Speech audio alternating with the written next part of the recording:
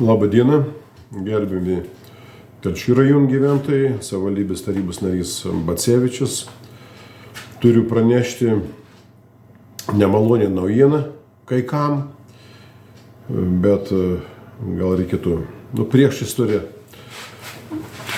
Aš savivaldybės taryboje esu jau 12 metai, turbūt. 3 kadencija. 2 kadencijas. Atlyginimas buvo tarybos nario 50 eurų į mėnesį. Dabar atlyginimas yra 650 eurų į mėnesį į rankas dabar. Anksčiau buvo 50 eurų ir buvo dar kanceliarinis išlaidos. 200 eurų, prieš tai biškai mažiau, ten keitėsi. Kanceliarinis išlaidas. Dabar įsivaizduokite, savivaldybės tarybos narys yra valstybės tarnyba ir už 50 eurų į mėnesį reikėdavo važiuoti, tikrinti su savo automobilį neduoda, kabineto neduoda. Keista situacija buvo, aišku. Įsivaizduojate, reikia dirbti darbą, vykdyti administravimą rajono, priimti sprendimus, ruošti sprendimams, kontrolės sprendimų, kur tą daryti reikia. Namuose darydavo dažniausiai, kurie neturėdavo kur. Tai ir mes gaudom 50 eurų atlyginimą. Ir tas kanceliarinis išlaidas. Kanceliarinis išlaidas jam buvo surašyta, gali pilti kūrą, Ir kas atsitiko? Atsitiko taip, kad pradėjo kelti bylas. Iškėlė bylą, civilinę ir paskui baudžiamąją. Civilinė byloje, aš civilinį bylą pralaimėjau, liepė grąžinti lėšas. Teisme aš įrodinėjau, kad aš liepė COVID laikotarpiu už kūrą grąžinti lėšas. COVID laikotarpis, koks ten buvo, už kūrą gražinti, už tą ten priskaičiau, viską liepė gražinti. COVID laikotarpį aš negalėjau važinėti po Telšių rajoną, pasak teisėjus. Ir liepė man gražinti. Reiškia, aš turėjau COVID laikotarpį, aš turėjau, nežinau, kaip reikėjo dirbti. Tarybos nario veikla nebuvo ribota. Bet teisėjas bašė su plaktuku, viskas. Teisėm pralaimėjau. Ir negana to, jie man iškėlė baudžiamą bylą. Kas jie? Tai prokurorai, aišku, STT. Prokuratūra. Aš gaunu pranešimą iš Šiaulių STT, kad man pradėta ikiteisminis tyrimas baudžiamojoj byloj prieš metus laiko pagal 3 straipsnius, 300 baudžiamą kodeksą, 182-228. Dokumentų klastojams, piktnaudžiavimas, sukčiavimas.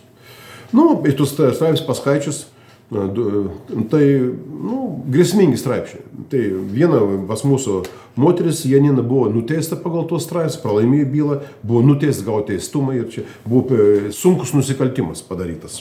Sunkus pagal 3 straipsnius.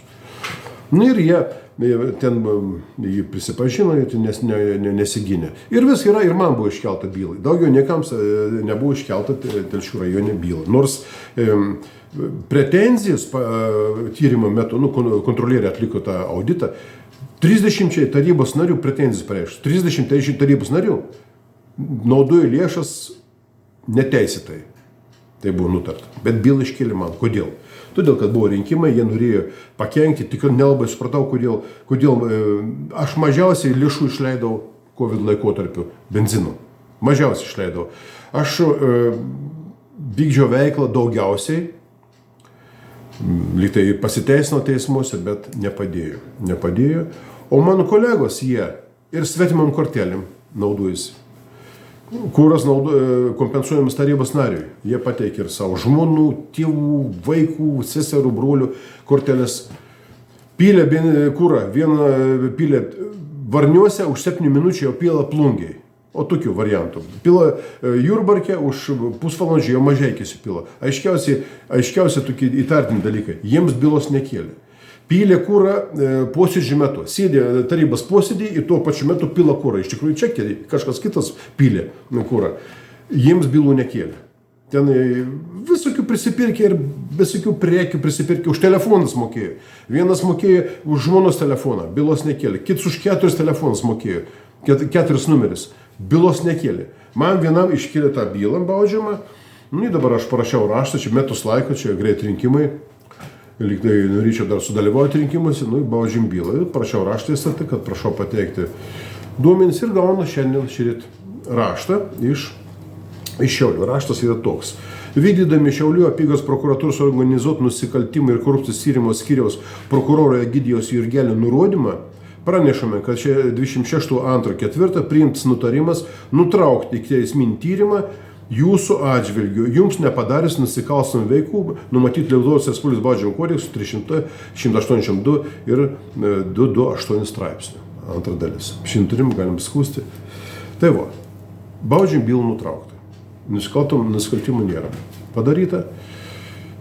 Ir čia ir turėjau aprašyta, pasirodo, kad COVID laikotarpiu aš galėjau važinėti COVID laikotarpiu ir nebuvo draudžiama, ir reiškia tą kurą, kurį aš gražinau, aš mėginsiu persiteisti, nes visgi naujos aplinkybės konstatuoju, kad, o tada civilinį bylą aš pralaimėjau, ten į vienus vartus. Tai va, baudžiam bylą nutraukta, vis dėlto įsirodžiau, taip, aš važiavau į STT, pateikiau vis dokumentus, viską įsirodžiau, kad visgi aš nieko nepavogiau, nesukčiavau ir nepiknaudžiavau tarnybą.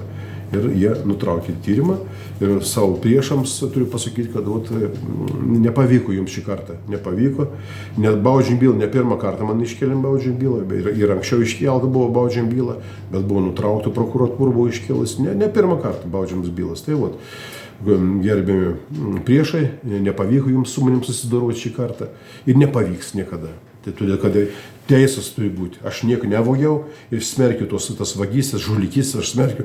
Pats antikorupcijos komisijoje dirbu ir būtų nuostabu, kad aš pats sukčiaučiau. Būtumėte jis mane sutvarkė senai. Tai baudžiam bylą nutraukta ir prieš visuomenę galiu pasakyti, kad eilinį kartą įsirodžiau, kad nieko aš nevogiau. O civilinis bylą mes peržiūrėsim, aš pakalbėsiu dar su savo advokatais, mes persėdėsim, nes negali būti. Čia konstatuoju, kad galėjau per COVID laikotarpį važinėti ir naudoti kurą ir taip toliau, bylai pralaimėjau. Tai tokie reikalai, o mano kolegos sukčiai, aš tikiuosi, kad bus iškelta baudžiam bylą, kurie mokėjo už kelis telefonus, kurie svetimam kortelėm naudojasi. Aš tikiuosi, kad bus iškelta byla, nes taip negali būti. Vieniems iškelia, kitiems neiškelia bylos, paprašo ar patepa. O įdomu, kai jūs sužinoti. Tai tokia naujiena, baudžiam bylą Bacevičiui yra nutraukta ir nusikaltimų veikų nepadaryta. Man gera žinia, taip ir bus ateityje. Ačiū dėmesį.